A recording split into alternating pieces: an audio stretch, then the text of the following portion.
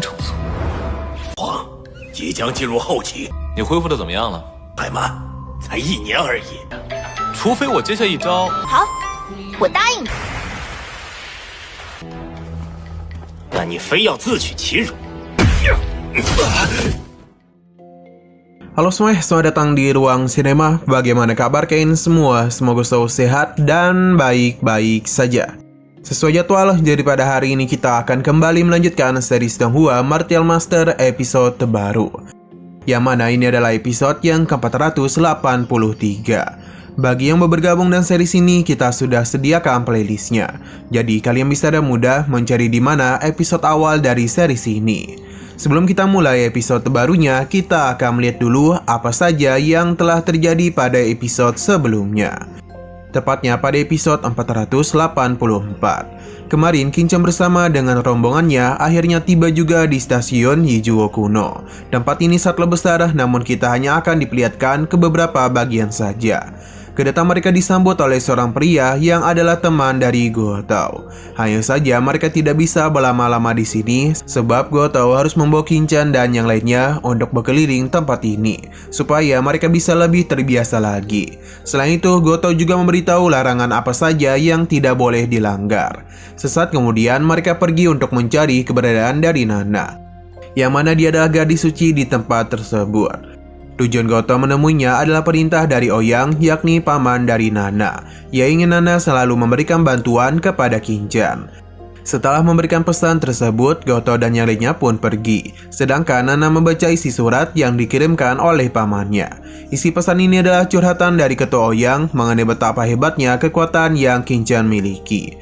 Jadi Ketua Ouyang serta ingin menjodohkannya dengan Nana. Sekarang kita akan melanjutkan episode terbarunya.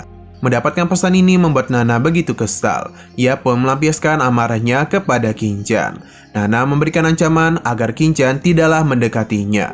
Hanya saja Kinchan tidaklah tahu menahu. Ia bahkan kebingungan mengapa Nana tiba-tiba saja berkata seperti itu kepada dirinya. Yang kebingungan tidak hanya Kinchan saja, namun Gotou dan juga kedua rekannya. Gotou pun menanyakan apakah Kinchan ingin dirinya memanggil Ketua Ouyang untuk menyelesaikan masalahnya dengan Nana. Kinchan merasa Ketua Ouyang tidak perlu sampai turun tangan, karena ia bisa menyelesaikan masalah ini dengan mudah. Hanya saja Gotou meminta Kinchan untuk tidak gegabah, karena ketika Nana berusia belasan tahun, ia sudah mampu mencapai setengah langkah Martial King. Jadi Kinchan tidaklah boleh meremehkan kemampuannya. Alih-alih takut, justru Kinchan malah menjadi semakin bersemangat. Gotou sudah tidak bisa berkata-kata lagi, dan ia pun membawa Kinchan dan yang lainnya untuk kembali ke kediaman mereka. 要我替你传讯下欧阳大师，一身修为不容小觑。 Baru saja tiba, Kinchan langsung saja berkultivasi karena bagaimanapun energi spiritual di wilayah Yu ini sangatlah melimpah. Ia bisa dengan mudah meningkatkan kekuatannya. Kinchan mengeluarkan iblis tengkorak untuk bisa melihat pemulihan kekuatannya. Ternyata saat ini kekuatannya sudah berada di ranah Martial Emperor. Mungkin tidak lama lagi ia bisa mencapai tahap selanjutnya. Kinchan penasaran mengapa pemulihan kekuatan dari iblis tengkorak cukup lambat. Mendengar hal ini tentu saja membuat iblis tengkorak terkejut. Karena baginya ini sudah cukup hebat. Karena baginya ini sudah cukup cepat, apalagi baru 1 tahun setelah pertemuan mereka. Kinchan memintanya untuk tidak bermalas-malasan karena iblis tengkorak harus meningkatkan kekuatannya secepat mungkin. 灵气果然成熟。皇，即将进入后期，你恢复的怎么样了？太慢，才1年而已。 Setelah mengatakan semua itu, kita lalu dibawa keluar halaman yang mana Nana sedang bersama dengan seorang pria. Ia pun membangunkan Kinchan dari tidur cantiknya. Tujuan Nana kemari adalah meminta Kinchan untuk segera pergi, karena sebelumnya ia sudah mengusirnya. Tapi Kinchan tidaklah peduli karena Nana tidak ada hak untuk mengusir dirinya. Nana pun semakin kesal mendengar ucapan Kinchan. Untung saja pria ini menenangkannya karena Nana tidak perlu turun tangan untuk mengatasi masalah kecil ini. Jadi biarkan dia saja yang mengurus Kinchan. Karena ia sudah membuat marah gadis suci mereka, maka pria ini berjanji tidak akan membiarkan Kinchan pergi dan akan memberikan hukuman kepadanya. Kinchan hanya santuy saja karena ada Gotou yang dengan sigap melindungi dirinya. Alhasil malah pria ini yang terjatuh. Imo dan juga Yang Qingdao juga datang kemari karena mendengar keributan yang terjadi. 但你非要自取其辱。 Pria ini begitu kesal sebab putusan Goto malah mantikan dirinya. Goto tidaklah peduli kepadanya dan mulai berbicara kepada Nana yang adalah gadis suci. Sebelumnya Goto sudah mengatakan kalau penataan kamar Kinchan direncanakan oleh Ketua Ouyang. Jadi jika Nana tidak puas maka ia boleh membicarakan hal ini secara langsung kepada Master Ouyang. Nana paham tapi ia tidak akan melibatkan Goto dalam masalahnya karena ini adalah urusannya dengan Kinchan. Nana akan memberikan Kinchan kesempatan. Jika ia berhasil membuatnya terkesan maka Nana akan mengizinkan Kinchan untuk tinggal berdekatan dengan wilayahnya. Tapi Kinchan langsung saja menolak karena bagaimana bisa ia bertarung dengan Nana. Apalagi dia itu sudah berada di ranah Martial Emperor, sedangkan dirinya baru berada di ranah Martial King. Selain itu, Nana merupakan jenis terbaik yang pernah dimiliki oleh Papillon Nuyu. Bisa saja ia malah mati dipukuli oleh Nana.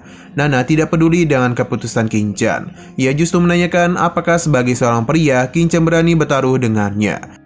Ia juga menenangkan Kinchan karena Nana tidak akan menghabisi siapapun. Kinchan cukup kesal karena kejantanannya dipertanyakan. Nana berusaha untuk memancing amarah Kinchan. Hal ini sepertinya berhasil, tapi Kinchan tidaklah puas jika hanya mendapatkan izin tinggal saja.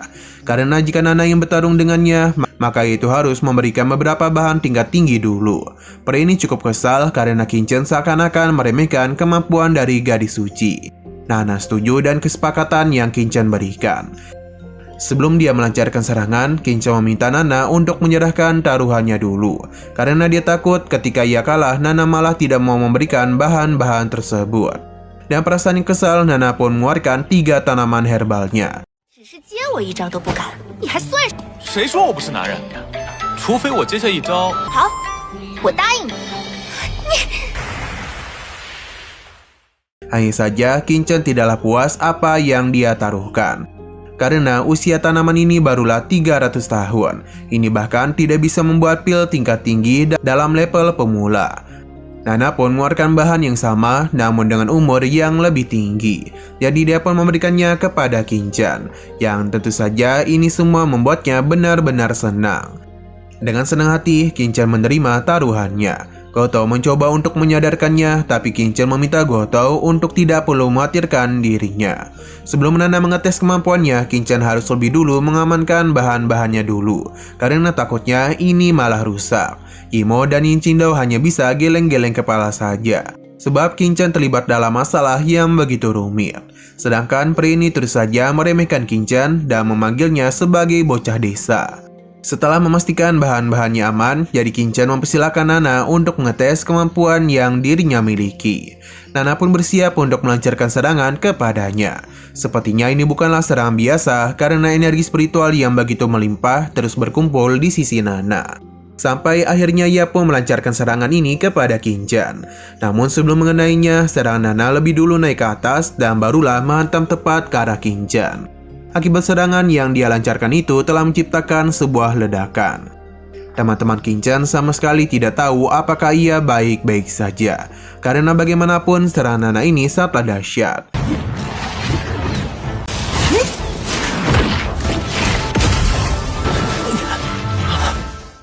Nana meyakini kalau Kinchan pasti sudah terluka cukup parah. Hanya saja ini semua adalah imajinasinya saja, sebab Kinchan tetap berdiri dengan santuy, yang seakan-akan tidak terjadi apapun kepadanya. Melihat hal ini tentu saja membuat Nana dan pria ini terkejut, sedangkan Kinchan malah berterima kasih karena Nana memberikan bahan langka kepadanya. Ia pun mempersilahkan mereka untuk pergi dari kediamannya. Nah, sayang sekali lagi seru-serunya, episodenya ini pun harus bersambung dulu. Namun sebelum kita akhiri, seperti biasa kita akan melihat preview bagian selanjutnya. Melihat apa yang terjadi membuat Nana menjadi begitu kesal, karena Kinchan mengetahui rahasia mendalam, namun dia masih berpura-pura lemah di hadapan dirinya. Nana yang tidak puas meminta untuk melancarkan 1 kali serang lagi, karena sebelumnya ia tidaklah serius. Kinchan tentu saja menolak karena bagaimanapun Nana sendiri yang mengatakan kalau ia hanya akan melakukan 1 kali serangan saja. Jadi sebagai gadis suci, ia seharusnya tidak melupakan janjinya itu.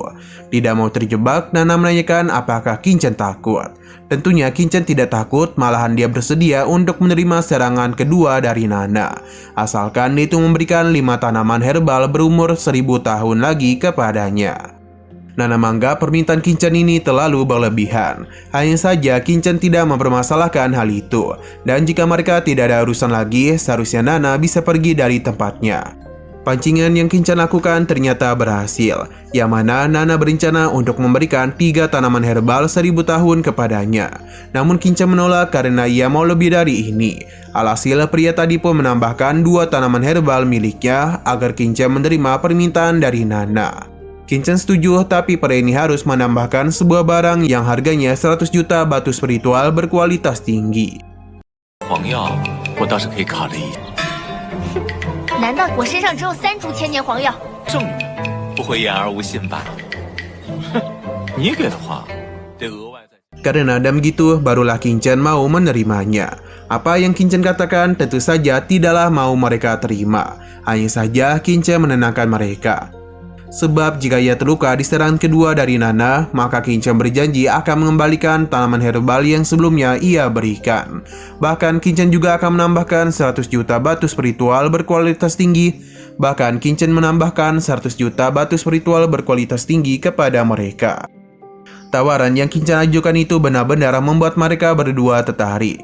Qingchen tidaklah berbohong karena bagaimanapun ia adalah pemenang dari kompetisi alkemis alam bawah.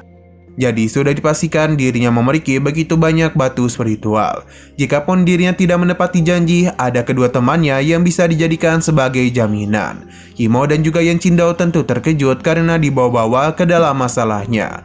Nana terus memikirkan tindakan apa yang harus dirinya ambil. Qingchen mencoba untuk memperingati mereka, tapi pria ini yakin Qingchen pasti akan dikalahkan oleh Nana. Jadi dia pun akan memberikan tanaman dan juga batu spiritualnya. Nana juga setuju dengan kesepakatan yang Qingchen lakukan. Kini Qingchen mempersilakan Nana untuk menyerang dirinya. Kali ini Nana akan jauh lebih serius daripada sebelumnya. Ini dibuktikan dan pola serangan yang berbeda. Bahkan burung api pun dirinya panggil. Melihat situasi ini, tentu saja membuat Himo dan juga Yan Qingdao menjadi begitu panik. Karena Qingchen telah membuat marah keturunan dari keluarga Ouyang. Goutou meminta Qingchen untuk menyerah saja. Karena bagaimanapun ini adalah teknik rahasia keluarga Ouyang untuk bisa menekan suatu sekte. Jika Qingchen tidak menyerah, maka bisa dipastikan teknik pembunuh ini bisa menghabisi nyawanya. Qingchen meminta Goutou untuk tidak perlu khawatir. Karena bagi Qingchen ini semua tidak ada apa-apanya. Nana terus memfokuskan serangannya pada suatu titik agar bisa melenyapkan Qingchen dalam 1 kali serangan saja.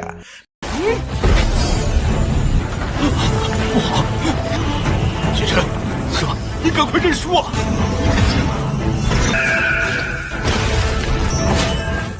Pria ini menjadi begitu senang karena Nana sudah mulai serius. Maka sudah pasti amarahnya itu akan melahap Qingchen. Saat juga Nana pun mulai melancarkan serangan kepada Qingchen, yang seketika saja membuat teman-teman Qingchen menjadi panik sebab bisa saja efek serangan itu mengenai mereka. Untuk Qingchen sendiri langsung membentuk pertahanan tubuh di waktu yang tepat. Ledakan yang begitu dahsyat pun tercipta dari serangan Nana. Dari segi ledakan, maka sudah dipastikan Qingchen itu telah hangus terbakar. Hanya saja mereka ini masih belum tahu apa yang terjadi kepadanya, sebab keberadaan Qingchen dipenuhi oleh asap pekat. Pria ini menjadi semangat, sedangkan Goutou merasa ini adalah akhir dari Qingchen. Nana pun turun, yang mana dia ini begitu kelelahan, yang membuktikan kalau serangannya sebelumnya itu benar-benar luar biasa kuat. Hanya saja senyum ia dan pria ini langsung sirna setelah melihat Qingchen yang baik-baik saja. Setelah menerima serangan yang begitu luar biasa kuat, teman-temannya merasa senang karena Qingchen tidak mengalami luka apapun. Begitu juga dengan Goutou yang merasa begitu lega. Hanya saja di sini Qingchen mulai berpura-pura kesakitan karena tadi itu hampir saja membahayakan nyawanya.